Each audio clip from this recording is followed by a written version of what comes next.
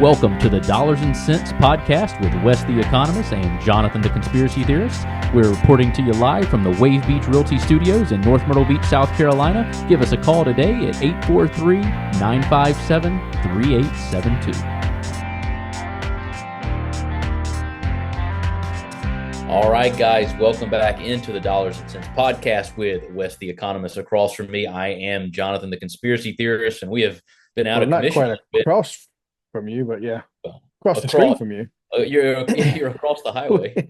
we can't get to the office, to the studio.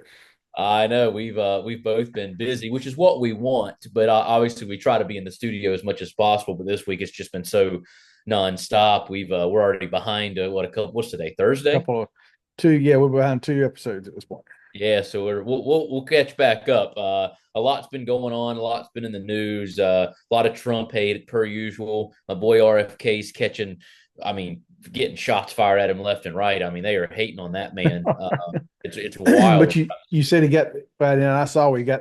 What dyes did he get taken out completely? There's just like the red one, or no? It's like red dye number. They're all numbered. They're like red dye number 4, yellow dye number 5, blue dye number 1. Don't put me on. I know yellow 5 is for sure, but some of the numbers I might have wrong. But they're all artificial dyes. Most of them made with petroleum, which I didn't know. But they're in our foods, and they add no value whatsoever other than flavor, or not flavoring. I'm sorry, they add nothing but color to make foods more appealing. But it's proven that long-term exposure to these petroleum-based dyes and synthetic dyes that make these food have color cause cancer. And because there's no nutritional value whatsoever, he's like, this doesn't need to be in our foods. This is just silly. A lot of other countries already have these dyes banned. So he basically went in and said by the end, he passed the law. It got passed. And by the end of 26, all of these companies that put artificial dyes in any of their foods, they can no longer put them in there. So they've got about a year to get that fixed. So we're going to be poisoned for another year. Yeah, but at least now they openly said yes, it's poison, and now if you decide you just want to eat the poison for the next year, you can. If not, you don't have to. So no Fruit Loops for a year. Okay, no problem.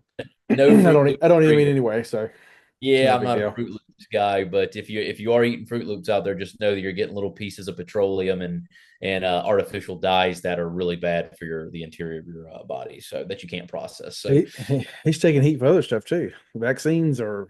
Everybody's mad at him about the vaccines. Yeah, so he had a press conference the other day, and he basically said that he was putting together a committee to do a study on all environmental factors that could be causing the vaccine epidemic, because at one point the vaccine epidemic or the autism epidemic. Sorry. Well, I you jumped ahead. Okay.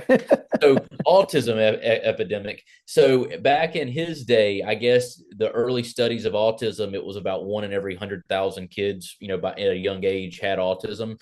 Now it's about 1 in 31, which is it's like a 500% jump in the rates of autism in children. And the only correlation that they can see is the amount of vaccines added to the schedule that gotta go in a very perfect line with the amount of autism rates. So he thinks that's what it is, but he's looking into all environmental factors, like things in our foods, all kinds of stuff, to see like what it is that we're ingesting that's causing this rapid rate of autism, because he's pretty convinced that it's some type of environmental factor, and it's not just genetics that are making this autism rise at that rapid rate. And I guess a lot of I don't know if it's all just liberals mad at him, but a lot of people that are like all for vaccines and think they're the best thing ever know that he's kind of alluding to that's what he thinks the cause is. And they're like all saying that, autism really isn't a problem, and that the only reason that it was 1 in 100,000 before is because it wasn't studied before, and now it is. So they're just finding it more and saying that basically, autism really isn't that bad. They're like saying like, well, Albert Einstein had it, Elon has touches of it. And so they're basically saying that it's not really a problem, and that people with autism are happy with it, and that we don't even need to be studying into it and what's causing it. So that's the argument. Wouldn't that logic tell you then that if somebody has autism, don't treat them any differently? Right. It would. Yeah. So I'm not saying we should. I'm not saying that's what we should do. I'm just saying the logic arguments just drive me crazy lately. There's just if you're going to say something, that's fine, but you got to logically follow it. I Right. know a lot of people who are worried about their children with autism, and they do stuff to make things easier for them, which I understand. I'm not saying Yeah. we shouldn't do that, but this whole thing about, okay, well, don't find the cause of it, because it's okay, doesn't make any sense. It makes Eisenhower Dental, located at 107 Waccamaw Medical Park Drive in Conway, a place where you can find all your dental services, including general dentistry, cosmetic, restorative, and pediatric dentistry. Reach out to them today at their website, eisenhowerdental.com, or call them at 843 234 3110. When life gets unpredictable, turn to a partner you can trust. At Bobby Clary State Farm, we've got you covered. Whether it's home, auto, or life insurance, we're dedicated to providing personalized coverage that fits your needs. With our friendly and knowledgeable team, navigating your insurance options have never been easier. Visit bobbyclary.com or call 843-438-6000. Bobby Clary State Farm, here to help life go right. It makes no sense to me. I just and so I've been around. I lived for 2 years with a child that was nonverbal autistic, and he can't talk for himself. He can't do anything for himself, and now he's probably 11 or 12, maybe 13. Still not much better than when he was then. And I'd imagine if he had the opportunity to speak up for himself, that he would probably wish he didn't have it.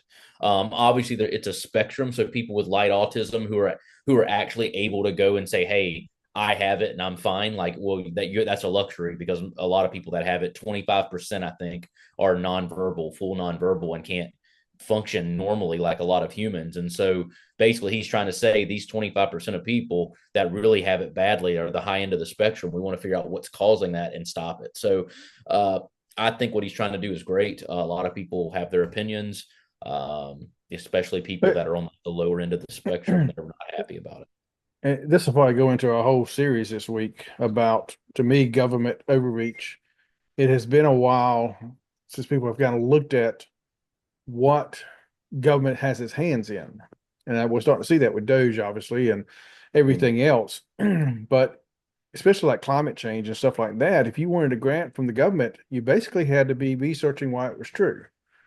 Mm-hmm. So I guess what they're thinking is, well, this guy's going to only fund research that proves him right that vaccines are doing it. But Right. see, I think it's different, because I believe he's really just saying, "Hey, let's just figure it out. I think it's vaccines, but prove me wrong. Let's find out Yeah. what's going on," which is how Yep. it should be. But the people on the other side, as per usual, they accuse Trump of doing stuff that they would do. Right.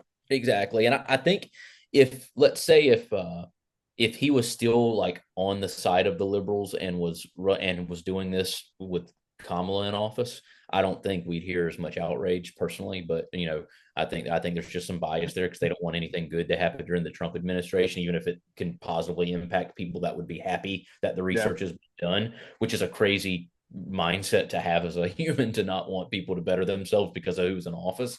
Wild way to think. But anyway, yeah, I'm happy with what he's doing. I hope he gets to the bottom of it. I think there should be more studies into some of the negative effects of the things that they mandate that we take. I mean, if you're gonna right. tell me that my kid can't go to school unless they take these 30, I think this vaccine schedule is like 31 now. It's Um, crazy. between the age of 2 and 4, I want to know exactly the side. Like, all right, what is it treating? What are the odds that my kid's going to die from what it's treating if I don't give it to him? And what are the side effects of what you're giving me? And does it outweigh the side effects of what, like, if my kid gets the measles, what is the chance of them getting injured from the measles versus whatever's in this vaccine that you're not Right. foretelling? So that you're making me get, or I can't put my kid in school. So tell me and And explain there's to the me. government again telling you what to do. I mean, they're Right. mandating behavior and what you can and can't do based on you having access to like public education. Right. So, which will, probably our next quick clip, we might get into the judges again and stuff they're doing. Like, as right before we went on recording, I guess it was San Francisco judge told the Trump administration they cannot withhold funds from Sanctuary City. Crazy. Crazy. So, Yeah.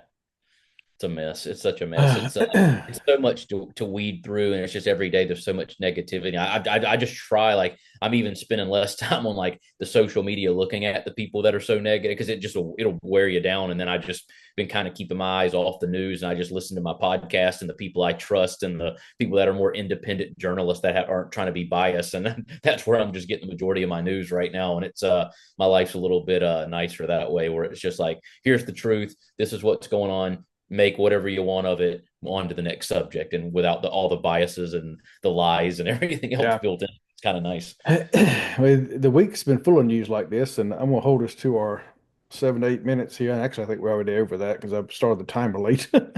So let's wrap this quick clip up and go to our next one, because we got a lot more to talk about. All right, sounds good. Let's do it. Mortgage payment, insurance payments, credit card payments, they can be very overwhelming. Are you ready to take the time to get things under control? Then reach out to me at Clark Financial Coaching to see if we can get you started with a budget and then a vision for the future. Write me at coachwesc@gmail.com. That's coachwesc@gmail.com. Are you looking to buy a home in North or South Carolina? You need to reach out to Wave Beach Realty today. We are a family-owned company with over 10 years of experience in North and South Carolina and operate along the Grand Strand. Give us a call today at 843-957-3872. That's 843-957-3872. Thanks for listening to the Dollars and Cents Podcast with Jonathan the Conspiracy Theorist and Wes the Economist. Don't forget to follow us on Instagram and X at DollarsCentsGS and on Facebook at Dollars and Cents.